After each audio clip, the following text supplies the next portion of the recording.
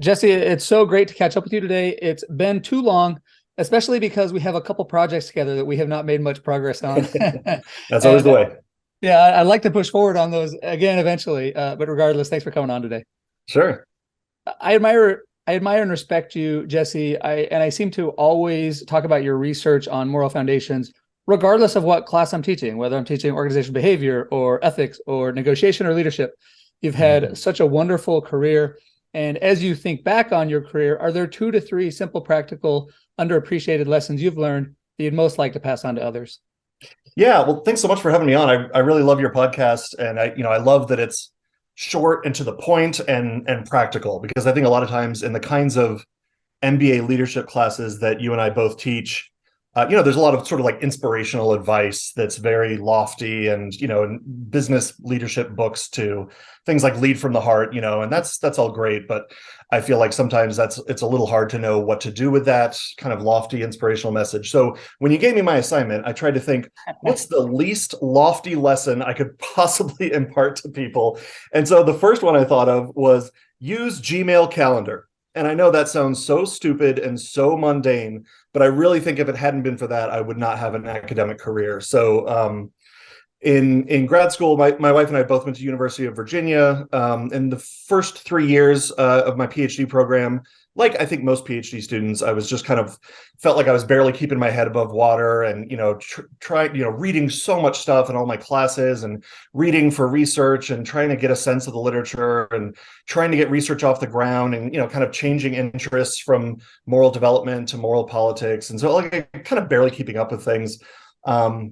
But then after the first 3 years, my wife got her MFA, and then she got basically like a 9 to 5 job on campus. And so we commuted together to go to campus. And so then in my fourth year, all of a sudden, instead of having the kind of loosey-goosey grad student lifestyle where, you can sleep late or write when you feel inspired, that kind of thing, I was just basically sitting at my desk from 9 to 5. And it was sort of like, oh crap, what am I going to do with all this time? Like I know I have a bad tendency to, just drift off and look at Facebook or look at, the Onion or whatever, just kind of waste time.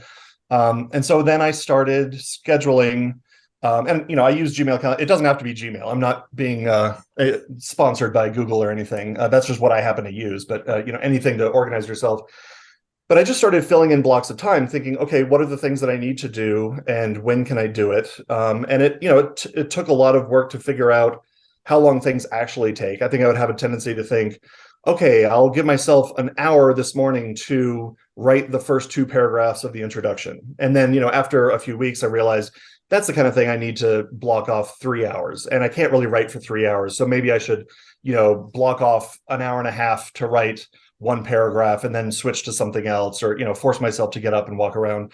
But just, kind of thinking of the job of a grad student, and a job as a researcher, as a 9 to 5 job, I think was really, really helpful for me. And again, it was very like low level, mundane kind of thing. But those years 4, 5, and 6 of my grad program are the most productive that I've ever been. And I think that's why I got a job. And we had our first kid shortly after year 6. So of course everything, went to hell, and I've never been as organized since.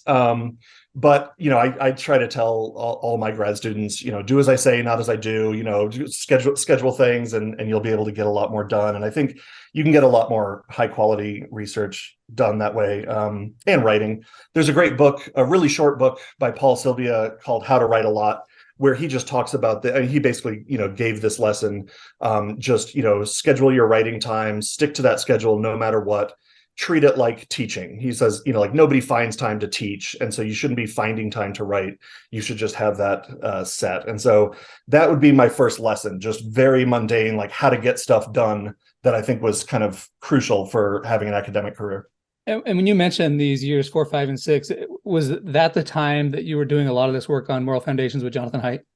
Yeah, absolutely. And I had been doing a lot of it beforehand. So, like those first 3 years, I felt like I wasn't getting anything done. But then by years 4 and 5, I kind of realized like, oh, I kind of know what I'm doing. And, all those class projects I did are actually coming in handy. So, like for one of my classes in maybe my second or third year, I started doing this text analysis project where I made a moral foundations dictionary, and that became like study 4 of my first, paper that kind of helped get me a job. And so, you kind of realize like, oh, I wasn't wasting time that whole time. It was just very disorganized. And I think, when I became more organized, you kind of realize like, oh yeah, I do know some stuff. Yeah, well, But again, it wasn't until 4th year that I felt that way. so when I think of the moral foundations, I always think of Graham and Haidt because that's that was the citation I had to memorize for my qualifying exam. So it's never been. Most people would definitely think Haidt and Graham, but I appreciate No. It's Graham and Haidt for me. I love this lesson though because I didn't use a calendar until I got to law school, and I don't know how I functioned without it. And I like this idea from Stephen Covey. You've got the 2x2 matrix of urgency and importance, and so often we end up spending time on the urgent or just the plain unimportant, and so the calendar helps us with our priorities. Yeah, and I think one of the hard things about being a graduate student is that you still have the word student in your job title at the time, and so I think for an academic career, I think that career starts your first year of the PhD program, and I think you should treat it like a 9-to-5 job, even if you don't particularly work well 9-to-5. Just treat it like a job and not the sort of student mode that you were in undergrad. Yeah. Okay. Great. Any other non-lofty? Yeah. So this is getting a little more lofty, but it's still pretty non-lofty. It's still pretty stupid and mundane. It's the second lesson is be a good collaborator. I think collaborating with a lot of people has been pretty key to my career. And this was another thing that, when I was kind of starting to approach the job market in grad school, I was kicking myself because all my papers had so many people on them. I was working with a ton of other grad students at UVA. I was working with, 5 or 6 different faculty members there. I was working with people at other universities. And I thought, gosh, I really need to have more like solo authored papers or, papers where it's just me and one other person. And I thought that kind of made my CV look weak because that all my papers had so many people on them. And one of my advisors, besides John Haidt, was Brian Nozick. And he was saying, no, look, I think this is where the field is headed. I think big science is the future of social sciences. If you look at the hard sciences, you'll see papers with 70 people on them. And he said, being able to show that you can collaborate with a lot of people is actually a really good thing, because when people are looking to hire you, they're looking for a good colleague and a good collaborator, not just a good researcher. So, and so then Brian did this really big project with over 100 authors, I think, looking at, estimating the reproducibility of psychological science, where you just had a whole bunch of people trying to replicate a bunch of psychology papers. And so that has turned out to be my most cited paper. And if you said I shouldn't count it in my citations, I would probably agree, because I'm 54th author on that paper. But that's kind of, that's like an extreme of the big science model. But ever since, graduating, I've continued to collaborate with a lot of people. And the collaborations I've started, I think have been central to my career. Like, I feel like I can't even have a coherent thought by myself. Like, I think the sort of ideal of, the researcher genius who just sits in a study and thinks of brilliant ideas and writes things, that might apply to some people. It certainly doesn't apply to me. I need other people to bounce ideas off of. And it's also, it's more fun. Like, I think the job would not be fun if you were just a solitary researcher working by yourself. And so I think as part of being a good collaborator, I think some of the key things are to be non-arrogant. I think there's a lot of smart people in academia, but a lot of them are really arrogant. And, if you're trying to like show that you're the big shot or show how busy you are, people just aren't going to want to work with you. So I think being humble is pretty key. In most of the collaborations I'm a part of, I think I fill the role of comic relief. But that makes me a little bit more fun to work with, I think. So I think that's been kind of good for my career, is just, it's fun to work with people. And if people want to work with you, it's going to be good for your career in the long run. Yeah. Oh, this is great. It reminds me of Adam Galinsky. I talked to him recently, and he says that he has more than 200 papers and not a single solo authored paper. That's great. This idea of collaborating, it applies in every area of life. And one thing I've learned in this job is anytime I write something, at first it used to surprise me how often other people would just dramatically improve whatever I had written. Because, like, in order to get to this job, you have to be a decent writer. You have to be a decent writer, and our verbal skills and our writing skills tend to already be pretty solid. Yeah. But now it's just, I know no matter how much time I've spent on something, and no matter how much time I've spent simplifying and trying to write clearly, everybody that I send it to will always improve it dramatically. And again, I just think this applies in all areas of life. It's important to be a good collaborator. I think you're giving some good tips for how to do that. Any other final lessons you'd like to? Yeah. So the last lesson is getting dangerously lofty, and it's related to my research.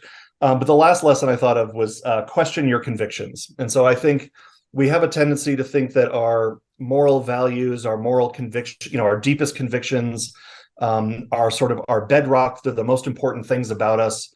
But after, I guess, 15 or so years of studying human morality, I really think there are a lot of dangers to our moral nature. I think our moral senses have evolved over time. I think they've really helped us to, live in cooperative societies. I think they've helped humanity to thrive, but I think there's a lot of dangers to them. And so, I think there's obviously pros to our moral judgments and our moral feelings. I think compassion can be a good thing. I think loyalty can be a good thing. But I think there's a lot of dangers associated with any of these kind of moral convictions. And so at the highest level, you think of like intractable international conflicts like Israel versus Palestine. There's so many, feelings of injustice on either side, tit for tat sort of motivations, where you're thinking about all the harms that the other side has done. And there's, things like genocides, suicide, terrorism. Those things, really do rely on moral convictions for people to carry out these kind of heinous acts. So when I give examples like that, I think people kind of get it, like, oh yeah, okay, so there's, at this broad level, there can be a dark side to like moral convictions. But I think even, in everyday life, think of like conflicts in relationships, like any fight you have with your spouse, you're both really focused on like fairness, like, oh, well, here's something that's not fair. And the more I think about it, the more sure I am. I think, that's where things become intractable. Political polarization, certainly tons of moral convictions on either side, that their side is the morally good side and the other side is evil. So I think a kind of moral humility is needed. I think moral certainty feels really good and it feels really right, and I think that's part of our nature. But I kind of think moral certainty does more bad than good. And so I would just urge people to don't assume that your moral convictions are the most important thing. And don't assume that you're right. Be open to being wrong about things, and be morally humble. It just reminds me of something Al Capone said. He was just trying to provide the nicer pleasures to people. That was his goal. And Right. I think these examples, and especially coming from you, who developed the moral foundation scale, or helped identify these moral foundations. I just appreciate this lesson of trying to approach things from a place of humility, because all of these conflicts you mentioned, both sides are pretty well convinced that they're the moral actors. Well, I know you're very busy. I appreciate you sharing these awesome lessons with me today. I'm going to share them with my kids and my students, and try to think about these, return to these regularly. I just appreciate you sharing your time and thoughts today. So thanks so much for coming on, Jesse. Thanks so much. Yeah, tell your kids and students to stop being so moral. Yeah, that'll go on my tombstone. Yeah, there you go.